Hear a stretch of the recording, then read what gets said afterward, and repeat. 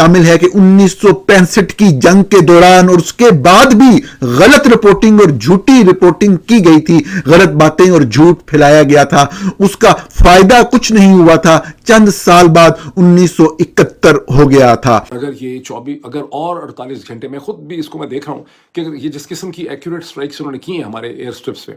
अगर 48 घंटे तक और वो ये स्ट्राइक्स हर 6-6 8-8 घंटे के बाद करते रहते तो बहुत कम हमारे पास ऐसे रनवेज रह जाते, और फिर ठीक है कि रनवेज को आप जल्दी रिपेयर भी कर लेते। अक़वाम मुत्तहिदा में पाकिस्तान के मुस्तकिल मंदूब आसिम इफ्तिखार का कहना है कि पाकिस्तान भारत के साथ मुस्तकिल बुनियादों पर जंगबंदी के लिए पुरअज़्म है। जंगबंदी के लिए अमरीकी सदर के किरदार को सराहते हैं, लेकिन सूरत हाल अब भी नाजुक और गैर यकीनी का शिकार है। सच कितना जरूरी है, सच्ची रिपोर्टिंग कितनी जरूरी है। एक बहुत ही अहम बिल असेंबली में पेश हुआ, कम उम्र छोटी बच्चियों की शादी की जाती है।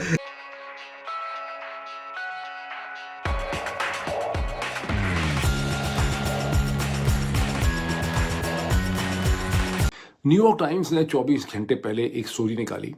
जिसमें न्यूयॉर्क टाइम्स ने बताया कि हिंदुस्तान और पाकिस्तान ने क्लेम तो बहुत किए हैं एक दूसरे को हर्ट करने के, हिट करने के, लेकिन जो सैटेलाइट इमेजेस हैं मैक्सर टेक्नोलॉजीज के और प्लैनेट लैब के, वो ये शो करते हैं कि कोई बहुत ज़्यादा नुकसान जो है वो नहीं हुआ। और पाकिस्तान ने जो मिसाइल हमले किए हैं उससे तो हिंदुस्तान को कुछ भी नहीं हुआ। यानी हिंदुस्तान ने जो मिसाइल स्ट्राइक्स की हैं पाकिस्तान के अंदर, दो तीन किस्म के उन्होंने मिसाइल्स यूज़ किए। आपको पता है पहले उन्होंने मेरा ख्याल स्कैल्प यूज़ किए जो फ्रेंच टाइप के थे, जो एयर टू ग्राउंड थे,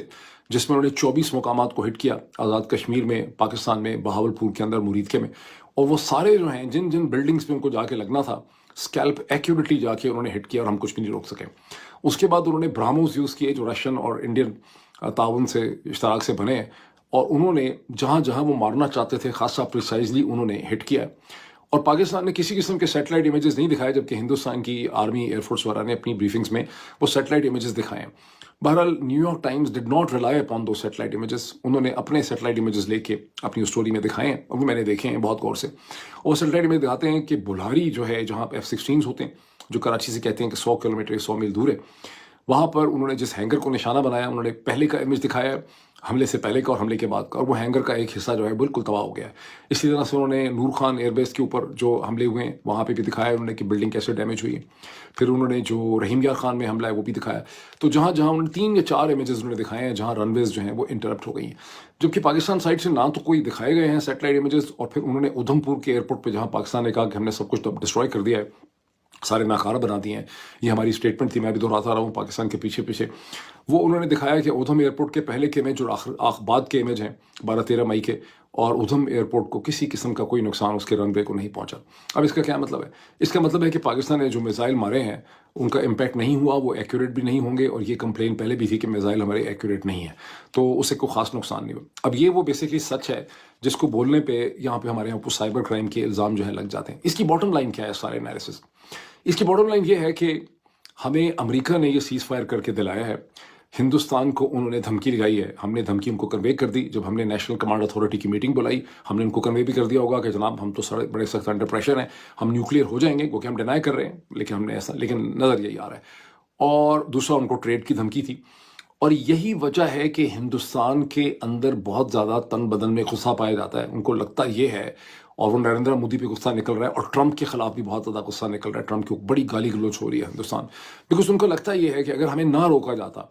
2 दिन 3 दिन हम और इसी किस्म की स्ट्राइक्स जारी रखते, तो हम पाकिस्तान का दिमाग जो है सीधा कर देते पाकिस्तान की मिलिट्री का। दिस इज़ व्हाट, अगर आप पढ़ें हिंदुस्तान के अखबार, आई डोंट नो पाकिस्तान के अंदर हिंदुस्तान के अखबार पढ़ने मुमकिन है, उनके ट्वीट तो आप देख सकते होंगे, तो आपको उनकी ठीक ठाक आइडिया जो है उनका मिलता है। फॉन्स ब्रह्मा चलानी उनके एक स्ट्रेटिजिक एनालिस्ट हैं, एक थिंक टैंकर है, जिनका आइडिया यह है कि या तो नरेंद्र मोदी को ये जंग नहीं करनी चाहिए थी और चीज़ों से डील करना चाहिए था, और अगर जंग की थी तो फिर इसको अपनी लॉजिक पे, अपनी टाइमिंग पे इसको ख़त्म करना चाहिए था, लेकिन हमारे लिए ठीक ठाक क्राइसिस खड़ा हो जाना था। और फिर हमने देखा कि हम प्रैक्टिस कर रहे थे कि हम मोटरवे से भी इस्लामाबाद लाहौर के दरमियान उड़ा सकते हैं, शायद पेशावर इस्लामाबाद को भी इस्तेमाल कर सकते होते, लेकिन तो क्या इंडिया के ब्राह्मोस मिसाइल्स जो हैं वो हमारी मोटरवेज पे भी जगह जगह शगाफ नहीं डाल सकते थे। तो I think it was a huge crisis of Pakistan, जिसमें अमेरिका ने और डोनाल्ड ट्रंप ने पाकिस्तान پاکستان کو اس میں سے بیل آؤٹ کیا ہے، اور اس میں سے یہ غلط مطلب اب نہیں نکالنا چاہیے، اور میرا خیال ہے نکال بھی نہیں رہے ہوں گے۔ پبلک کو بیوقوف بنانے کے لیے، پھدو بنانے کے لیے اور قسم کی کہانیاں ہوتی ہیں، اندر آپ کو حقیقت پتہ ہوتی ہے کہ آپ بار بار امریکہ کو بھی یوز نہیں کر سکیں گے، اور نہ ہی آپ بار بار نیوکلیئر کارڈ جو ہے وہ پلے کر سکیں گے۔ اس کا مطلب یہ ہے کہ بہت دیر تک ہندوستان کے اندر کوئی ہمارے ریلیٹڈ جو ہے گند نہیں ہوگا، کوئی بڑی چیز نہیں ہوگی۔ ہاں، اب وہ خود پیدا کر لیں، اگر وہ خود کو ہی کل کوئی چیز پیدا کر لیں ہمیں ٹھوکنے کے لیے یا سزا سنانے کے لیے، وہ ایک الگ چیز ہے، لیکن مجھے لگ رہا ہے کہ ہماری سائڈ کو اچھی طرح سے سمجھ آ گئی ہے، اور کہانی اور سنائی جا رہی ہے، اصل حقیقت جو ہے وہ اور ہے۔ ایم سوری ٹو سے کہ آپ کے جذبات کو بہت ٹھیس پہنچ رہی ہے، لیکن حقیقت کو سمجھنا جو ہے نا، یہی سائبر کرائم ہے، اور حقیقت کو سمجھنا جو ہے وہ بہت ضروری۔ حقیقتوں کو سمجھ کے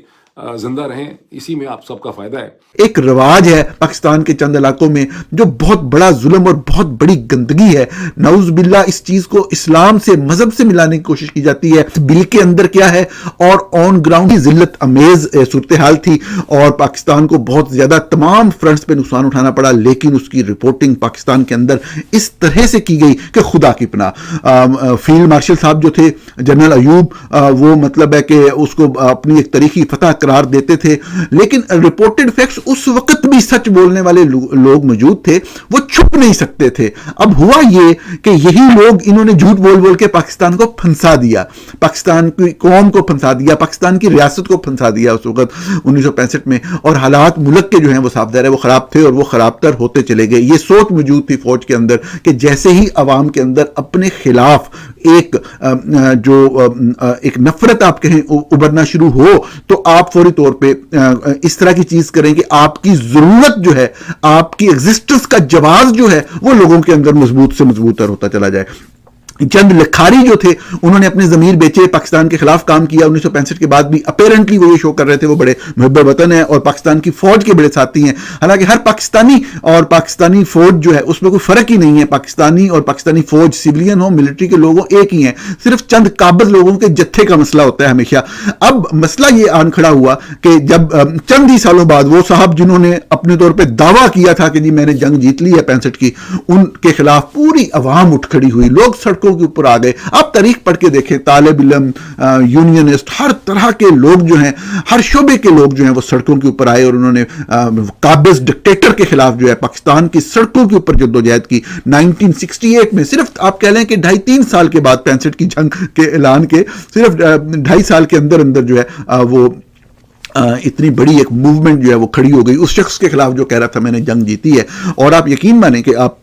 تاریخ میں ریسرچ کریں، بے شک اس میں اکنامک انیکویلٹی، جو بیسک ڈیموکریسیز کا نظام تھا ایوب کا، اس کے خلاف اور اس طرح کے پوائنٹ ضرور تھے، لیکن بنیادی بات جنگ ہارنے کی تھی کہ تم جنگ ہارے ہو۔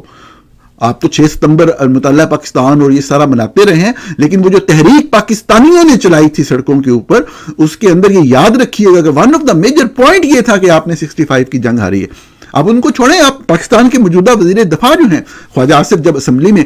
بات کر رہے تھے، ایئر فورس بھی کچھ نہیں کر سکی، اس وقت اکنامک سچویشن ایسی تھی، آپ کو پتہ ہے کہ کراچی کے اندر کس طرح کے واقعات ہوئے اور پاکستان کے ساتھ کیا سے کیا ہو گیا۔ بنیادی طور پہ مقصد صرف یہ ہوتا ہے کہ جو